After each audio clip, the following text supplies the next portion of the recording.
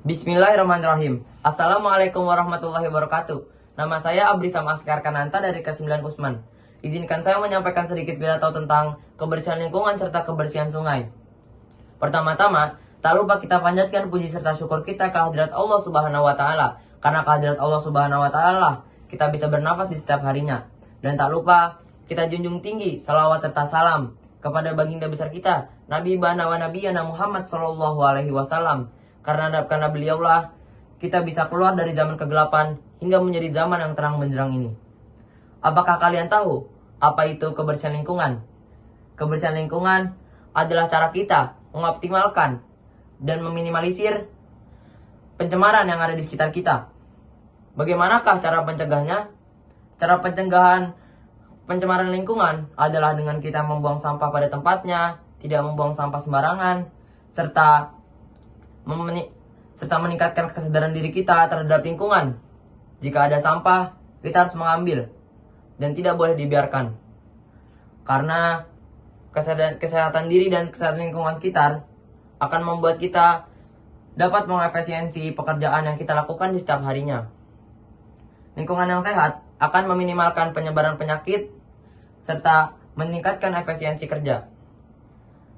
Faktor pendorong keberhasilan proses mengajar di kelas juga didorong oleh faktor kebersihan lingkungan.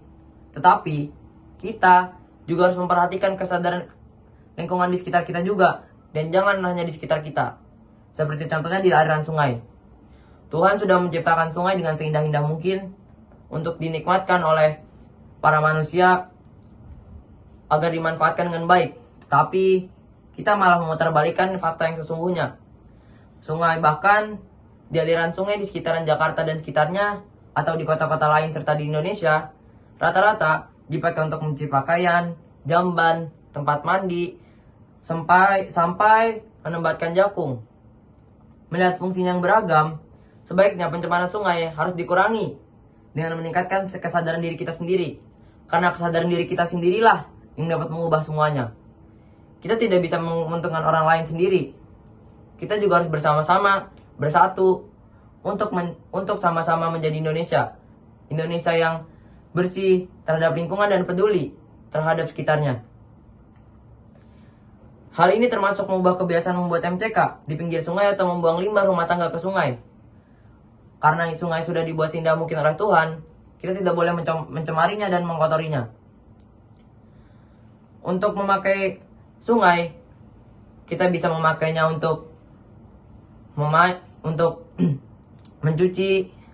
Kita tidak boleh memakai untuk mencuci serta untuk mandi sampai menempatkan jangkung, karena itu dapat membuat bakteri E. coli makin tinggi dan membuat penyebaran penyakit semakin luas di Indonesia. Marilah kita sama-sama jaga lingkungan agar tetap sehat, karena kebersihan air sungai merupakan bagian dari lingkungan yang harus diperlakukan dengan baik. Dengan menumbuhkan kesadaran diri kita masing-masing, kita bisa bersatu untuk menjadikan sungai tersebut menjadi sungai yang lebih baik dan sehat agar tidak mengganggu efektivitas kerja. Marilah sama-sama kita peduli terhadap lingkungan di sekitar kita. Dan kita tidak boleh tak acuh terhadap lingkungan di sekitar kita yang menurut kita atau menurut orang lain tidak baik dan dapat mengganggu kita dalam melakukan aktivitas sehari-harinya. Mungkin cukup sekian dari saya. Wabillahi taufiq wal hidayat. Kurang lebihnya mohon maaf. Kesalahan hanya milik saya dan kebenaran hanya milik Allah Subhanahu wa taala. Wassalamualaikum warahmatullahi wabarakatuh.